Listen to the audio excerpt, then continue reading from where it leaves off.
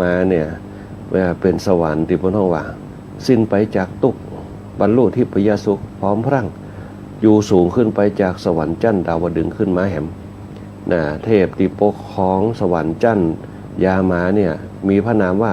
สุยามะสุยามะสุยามะเนี่ยสวรรค์จันทร์นี่เนี่ยจะบรรหารพระอาทิตย์จะบรรหารพระอาทิตย์เพราะว่าอยู่สูงกว่าพระอาทิตย์นักแต่เทพจันทร์นี่เนี่ยหันกันได้โดยรัศมีโดย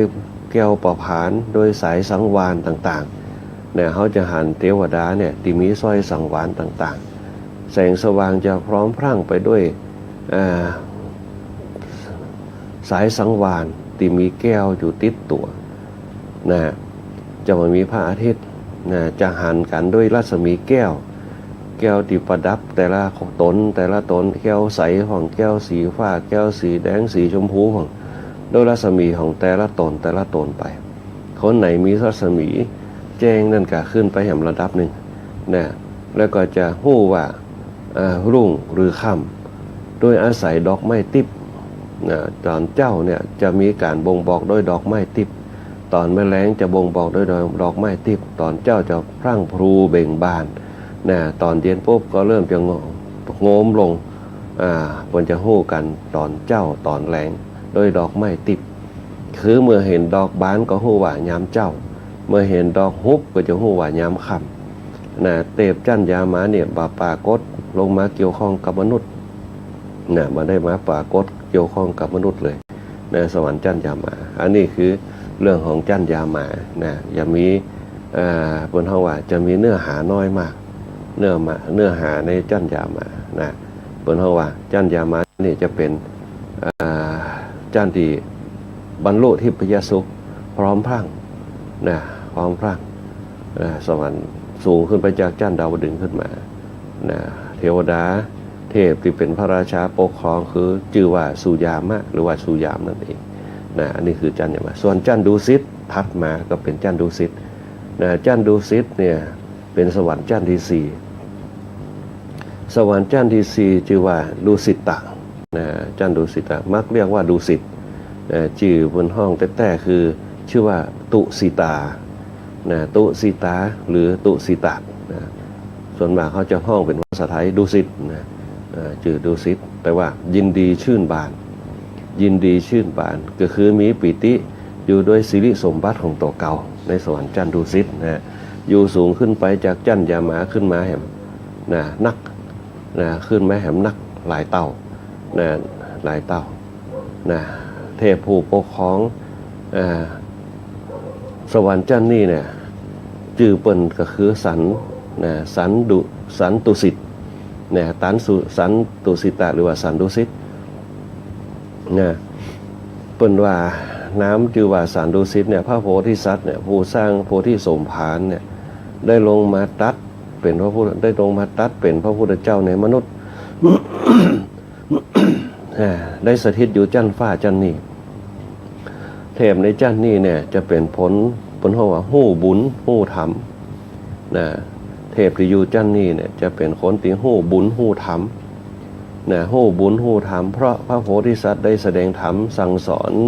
มันขนาดในสวรรค์จันทร์นี่ในสวรรค์จันทร์นี่ก็จะมีเรื่องเล่าเนี่ยในสวรรค์จันทร์ดุสิตเนี่ยในเรื่องของพระโพธิสัตว์ตามคติความเชื่อบนห้องว่าความเชื่อตามคติความเชื่อเป็นว่าความโกลาหลอย่างขนาดใหญ่เนี่ยของมูเทพทั้งหลายเทวดาทั้งหลายมีอยู่3สมัยความโกลาหลของเทพพยดาทั้งหมดในสวรรค์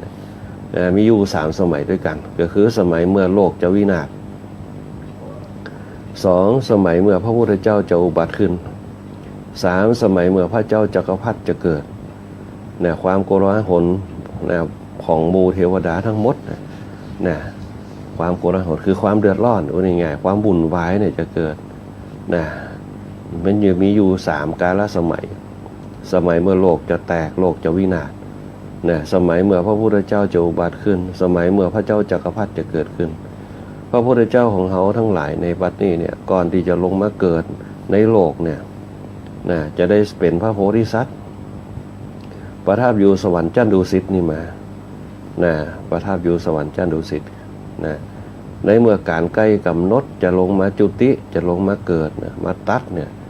เทวดาทั้งหมดจะเกิดความโกลาหลเนี่ยเหมือนข้าราชการเนี่ยที่เวลาเจ้านายมาเนี่ยทางในวังผลมาจะเกิดความโกลาหลนะป้ากันไปเฝ้าทูลอาราธนาพระโพธิสัตว์นะฮือจุติลงไปตัดกัน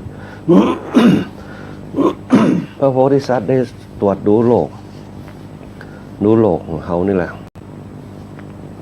ตรวจดูสถาน5อย่างนะที่เพิ่นจะตรงมาจุติในโลกมนุษย์ของเขาเนี่ยเพิ่นจะตรวจดูสถานที่5อย่างก็คือการ1 2ทวีป3ประเทศ4ตระกูล5แม่แล้วก็กำหนดอายุเพิ่นจะตรวจดูสถานะ5อย่างนะสถานะ5อย่าง1การนะ2ทวีป3ประเทศ4ตระกูล5แม่ที่กำหนดอายุนะการในข้อที่1ก็คือการแห่งอายุของมนุษย์ถ้ามนุษย์มีอายุนักเกินไปนะถ้าอายุนักเกินไป100,000 ปีขึ้นไปหรือว่าต่ำกว่า100 ปีลงมาเนี่ยก็บ่ใช่การที่จะลงมาตัดเนี่ยก็บ่ใช่การที่จะลงมาเกิดพอยุคสมัยที่มนุษย์อายุนักไปเนี่ยก็บ่เนี่ยฮู้ว่าเนี่ยคือไตรลักษณ์น้อยไปก็มีกิเลสหนานักบ่อาจจะเห็นธรรมได้ นะแต่ในปัจจุบันนั่นเนี่ยเป็นยุคที่มนุษย์เนี่ยมีอายุ100 ปีจึงเป็นการที่จะลงมาตัดลงมาเกิดได้นะอันนี้คือการอายุ120 ปีเนี่ยจึงเป็นการที่พระโพธิสัตว์อยากจะลงมาเกิดแม้แต่เทวดาพระอินทร์ก็อยากจะลงมาเกิดการของมนุษย์100 ปีเนี่ย120 ปีเนี่ยมีอายุเต่า1 วันนะของบนสวงสวรรค์นะฮะอันที่2คือทวีปคือชมพูทวีปเหมาะที่จะลงมาตัดลงมาปฏิสถานลงมาจุตินะชมพูทวีปนะทวีปนะพระพุทธเจ้าเขาจึงเกิดในชมพูทวีปปฏิสถานที่ชมพูทวีป3ประเทศ ประเทศนะก็คือทรงเห็นมัชชิมะประเทศเนี่ยก็คือท้องถิ่นนะร่วมกลางชมพูทวีปเนี่ยวันนี้ก็อยู่ที่อินเดียปากีสถานเป็นส่วนหนักเพราะฉะนั้นเนี่ยตรงตัดหันเนี่ยเขาจะสังเกตว่าปากีสถานเนี่ยจะเป็นที่กำเนิดที่เป็นที่จุติพระพุทธเจ้าเขาจะหันได้จากพระพุทธรูปอารยันเนี่ยคาบายันต่างๆที่เปิ่นเขียนไว้ในหน้าผาของยังพ่องที่ปากีสถานนะที่เขาเคยได้ยินข่าวมานั่นนะอันนี้เป็นห้องประเดี๋ยวนี้อยู่ที่ปากีสถานแต่ก่อนเมืองนั่นจะเป็นเมืองพุทธมดนะที่พระพุทธเจ้าลงมาจุตินะประเทศอินเดียเพราะประเทศอินเดียเป็นกว้าง นะส่วนมากเขาจะหันปากีสถานเป็นส่วนหนักบอกว่าจะเป็นจมอยู่ในดินของอยู่หน้าผาของบางเตือก็คุดปะนะในเพราะว่าในยุคก่อนจะมียุคอาณานิคมกันในยุคสมัยอดีตนะของก็ถูกทำลายไปหลักความเชื่อในด้านพุทธเขาถูกทำลายไปแต่หลักฐานเริ่มจะพุทธขึ้นมาเปิดไปปบไปปะนักโบราณนักคดีต่างๆเขาก็ปะกันไปแอวไปพอเป็นอย่างเพราะว่าจะเป็นอินเดียของนะเลยเข้าไปจะเป็นเนปาลนะเนปาลเป็นสถานที่ประสูติประสูติสังเกตเขาว่าเขาจะไปพุทธศาสนาเขาจะอยู่ตรงปุ่นหนักเป็นตีเมาะเป็นประเทศตีเมาะในยุคหลังนี่ก็เป็นยุคที่พุทธศาสนาเขาเนี่ยล่มสลายไปในประเทศปากีสถานเนี่ยจะเป็นอันนี้เป็นนักอิสลามเป็นนักล่มสลายไปจนถึงเนปาลจนถึงเนปาลแม้แต่อินเดียก็ตามในยุคสมัยนี้แต่ก่อนจะเป็นพุทธเป็นพุทธเป็นห้องว่าเป็นจุดศูนย์กลางอันนี้ข้อที่4ตระกูลตระกูลพระโพธิสัตว์เนี่ยจะตรวจดูสถานะ5อย่างนี่แหละแล้วมันจะลงมาจุติตระกูลเนี่ย คือทรงเห็นสักยะราชตระกูลนะสักยะราชตระกูลมีพระเจ้าสุโธทนะเป็นพระบิดาได้เปิ้นจึงลงมาจุติลงมาตรัสนี่นะข้อที่ 4ข้อที่ 5เนี่ยมารดามารดาหรือแม่เนี่ยก็คือทรงเห็นพระนางสิริมหามายาเนี่ยมีศีลมีบารมีธรรมสมควรเป็นแม่ของเปิ้นได้เป็นมารดาของเปิ้นได้ทั้งจะมีพระชน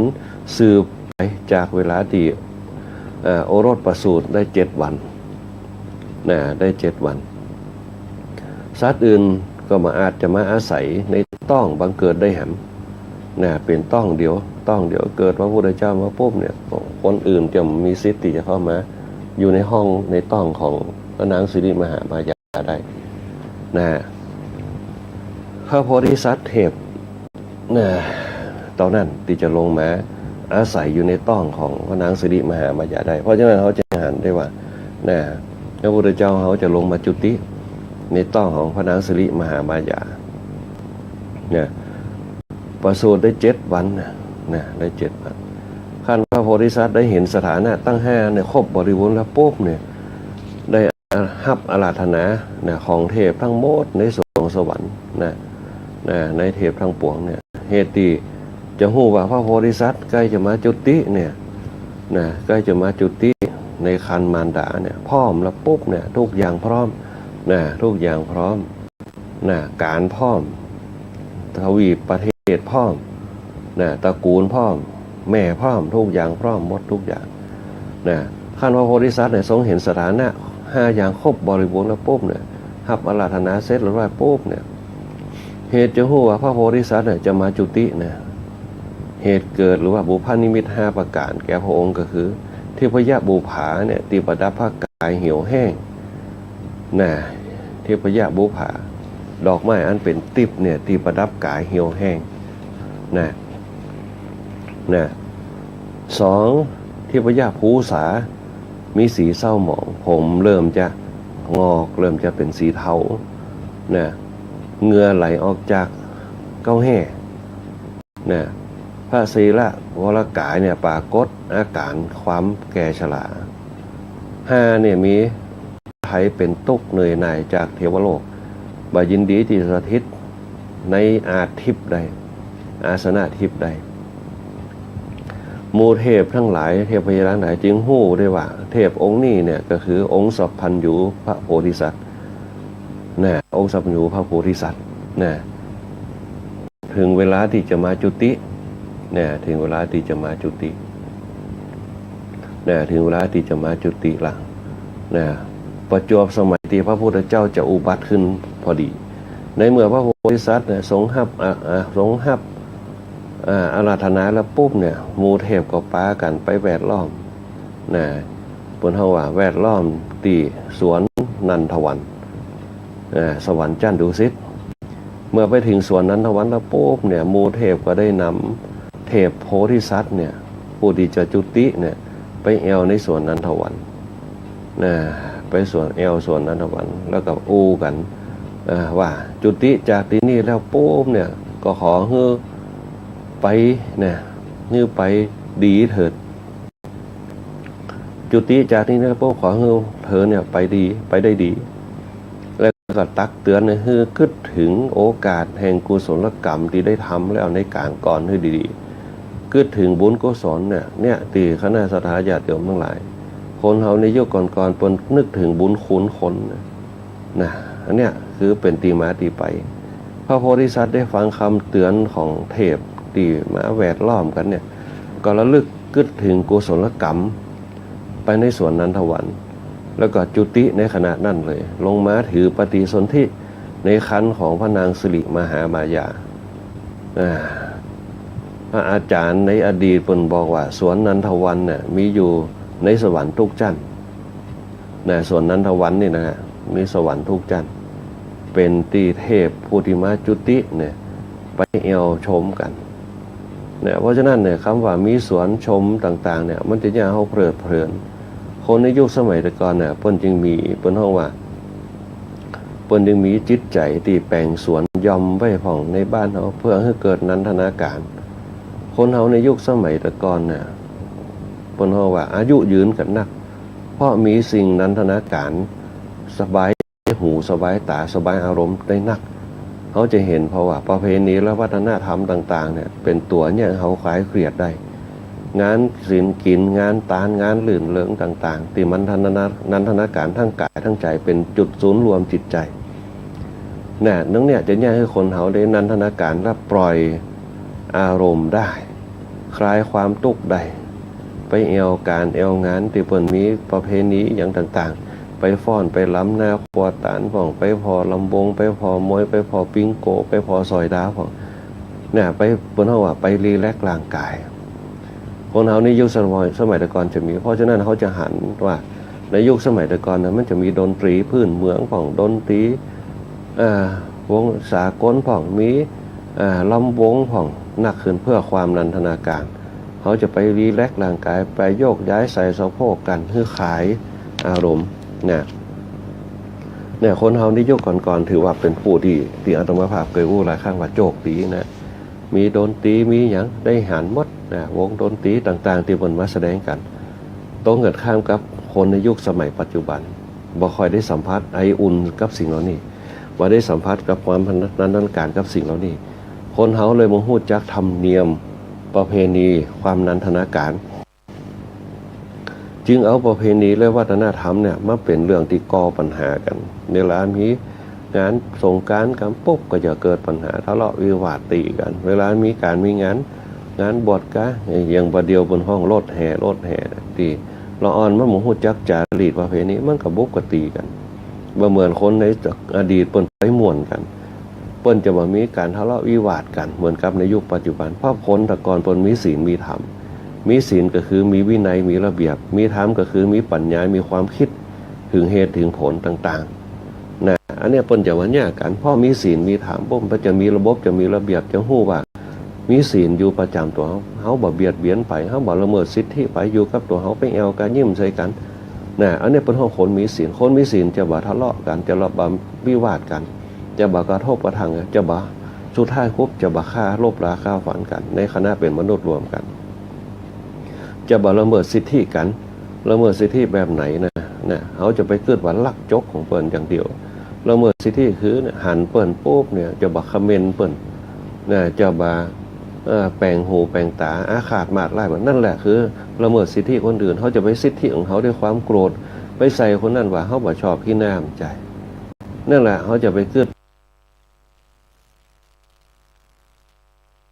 ถึงเรื่องวัตถุอย่างเดียวที่เอานั่นเอานี่เปิ้นมา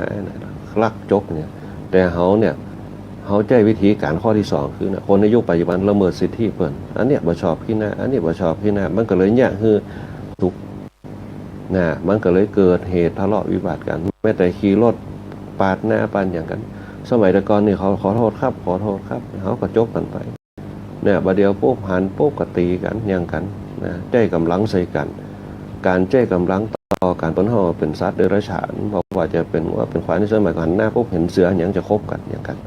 เนี่ยอันนี้คือข้อที่2เขาผิดไปละเนี่ยในสังคมยุคปัจจุบันเปิ้นเฮาศีลธรรมไม่กลับมาโลกาจะวินาศเนี่ยแค่ศีลเนี่ยข้อ2ข้อบ่ได้ข้อที่3นี่ก็เช่นเดียวกันเนี่ยความเป็นปกติสุขในยุคปัจจุบันเปิ้นเฮาว่าวัยเนี่ยเพศหรือว่าวัยถ้าเฮาเจ้าเพศจักวัยปุ๊บมันจะฮู้จักฐานะตำแหน่งกันอันนี้คือละอ่อนนี่คนใหญ่นี่คือวัยรุ่นนี่คนเฒ่าคนแก่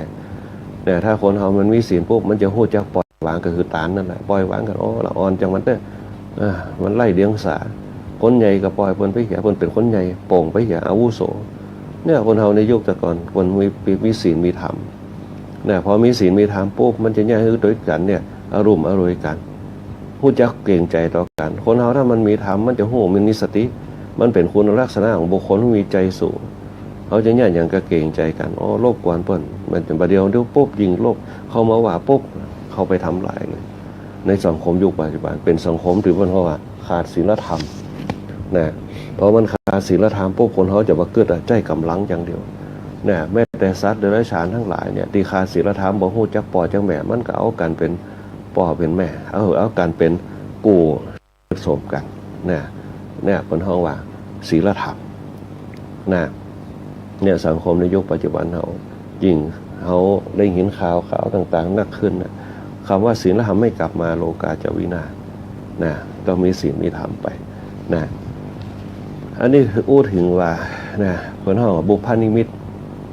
ย้อนมาถึงพระโพธิสัตว์พระโพธิสัตว์เนี่ยทรงเห็นสถานะ5อย่างครบบริบูรณ์ปุ๊บเนี่ยนะแล้วก็ได้รับอาราธนาจากเทพทั้งหลายนะตีหัวพระโพธิสัตว์จะลงมาจุติเนี่ยได้เกิดบุพนิมิต3ประการบุพนิมิตคือนิมิตที่จะเกิดขึ้นเบื้องหน้านะจะเกิดขึ้นระหว่างถ้าเทวดาที่มันจะมาเกิดเป็นพระโพธิสัตว์เนี่ยเหตุการณ์ก็จะมีนะที่พญาบุผาดอกที่ประดับกายแต่ละคนจะเหี่ยวแห้งนะสีผมคนก็จะมีเศร้าหมองจะออกขาวๆเทาๆนะเหงื่อจะไหลออกจากเขาแห้งกายเนี่ยก็เริ่มจะเหี่ยวแห้งปรากฏออกมาจะมีความเหนื่อยนะจากเทวโลกบายินดีจะสถิตในอาสนะทิพย์ตีนังอันเป็นทิพย์ทั้งหลายหมู่เทพทั้งหลายจึงหู้ว่าองค์นี้แหละคือสัพพัญญูโพธิสัตว์พอถึงการจุติที่สมัยพระพุทธเจ้าอุบัติปุ๊บเนี่ยเมื่อพระโพธิสัตว์ลงมาฮับอาราธนาแล้วก็เทพทั้งหลายก็ปากันแวดล้อมยังส่วนนันทวันส่วนนันทวันเนี่ยเป็นส่วนที่บันเทิงระลึงใจไปแล้วปุ๊บเกิดมีความสุขเนี่ยอย่างที่บอกไว้ในกี้ว่าคนเฮาในยุคตะกอนเนี่ยมันจะแต่งส่วนยอมแปลงอย่างไว้ในบ้านเพื่อเอาไว้ชมเอาไว้เกิดปล่อยอารมณ์ปล่อยบนห้องว่าสุนทรียภาพเนี่ยที่มันเกิดขึ้นอย่างที่บอกไว้ในกี้ว่าคนในยุคก่อนเนี่ยบนห้องว่ามีการนันทนาการกันนักเพลงก็ได้ฟังเพลงที่ฟังปุ๊บก็จะเกิดมโนภาพเกิดขึ้นเนี่ยเฮาได้กึดเนี่ยเฮาได้คลายอารมณ์ไปบางคนก็กลับใจได้ในความบันเทิงตรงนั้นเพราะฉะนั้นเนี่ยเพลงในสมัยก่อนจำเป็นเนื้อหาที่บนห้องว่าคลายอารมณ์ได้บางครั้งฟังเพลงปุ๊บเนี่ยบางคนหาทางออกได้ก็มีเพลงในยุคสมัยก่อนจะมีข้อคิดเตือนใจอยู่ในนั้นอันนี้เป็นต้นเขามีทุกอย่างที่เป็นอาหารใจอาหารจิตของเขาในยุคสมัยแต่ก่อนไม่ใช่หน้าดำคำเครียดทำการทำงานอย่างเดียวเหมือนกับในยุคปัจจุบันเนี่ยแม้แต่ดนตรีคอนเสิร์ตในยุคสมัยบัดเดียวเนี่ยจะบ่หันกันนักละจะบ่มีละฮือหันความดื่มดำสิ่งเหล่านี้เสพอารมณ์เหล่านี้จะบ่มีไปคนในยุคสมัยปัจจุบันจึงเกิดความตึงเครียดเนี่ยในด้านจิตเนี่ยบางคนก็ไปเปิดในโทรศัพท์ฟังเพลงเนี่ยเนื้อหาเพลงต่างๆในยุคปัจจุบันก็ว่ามีดีใจเนี่ยให้เกิดสังคมเพราะว่าอย่างมันสู้โลกยุคใหม่มาได้บริษัททั้งหลายก็อย่าล่มระเนระนาดกันไปบาผลิตบางอย่างขึ้นมาอันนี้เป็นต้นคนในยุคสมัยนี้ก็เลยจะเป็นคนห้องว่า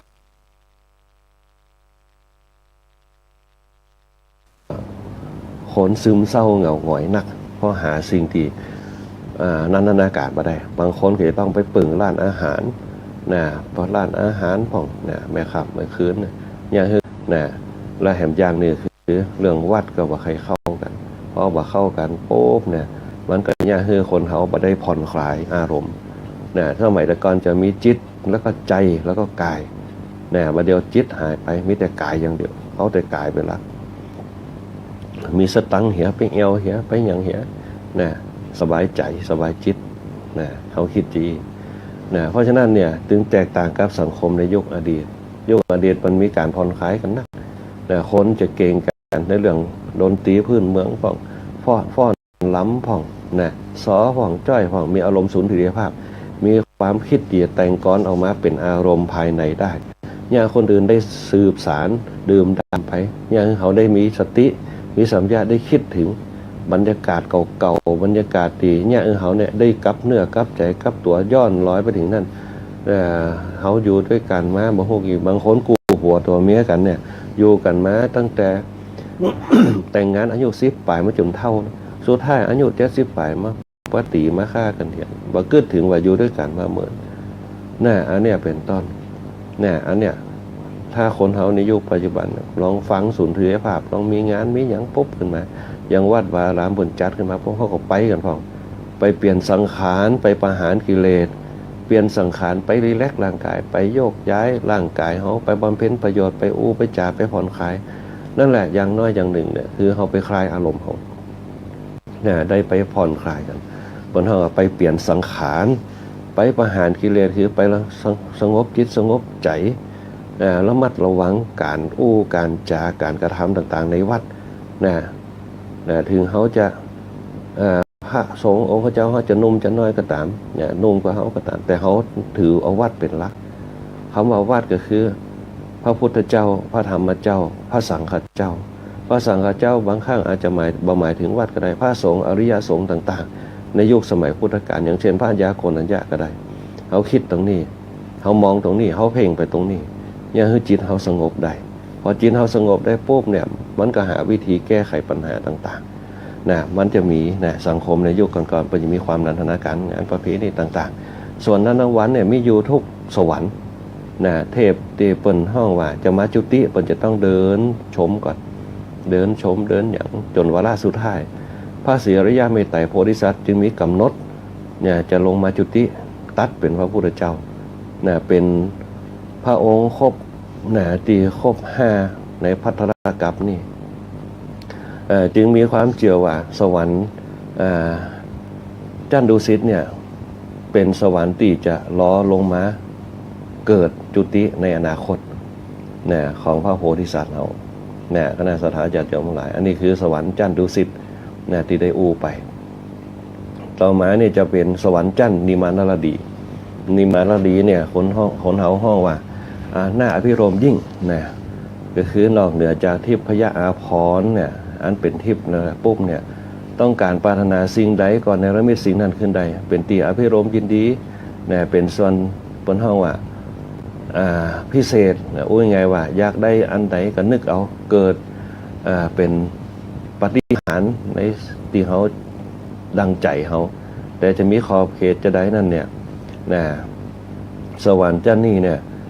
จะสูงขึ้นไปจากสวรรค์จันดุสิตมีพระราชาปกครองเนี่ยเทพปกครองชื่อว่านิมานารดีเทวราชนะจันนี่ก็มันมีเรื่องราวอย่างที่จะเป็นบนห้องว่าเป็นประวัติที่สืบกันมาเหมือนเดี๋ยวก็สอนจันยามานั่นเองนะสวรรค์จันนิมานารดีเพียงแต่ว่าสวรรค์จันนี่เนี่ยจะเป็นตีอภิรมย์ยินดีไอ้อย่างก็นึกเอานะอยากให้ได้อย่างก็นึกเอาคิดเอาก็จะได้สมใจนึกเกิดขึ้นดังจิตดังใจในสวรรค์ชั้นนิมานารดีนะตรงนี้เป็นต้นสูงมาจากจันดุสิตขึ้นมาแหมนักดูนะก็เหลือไปดูเวลาเหลือเวลา3 นาทีคณะสัทธาญาติโยมทั้งหลาย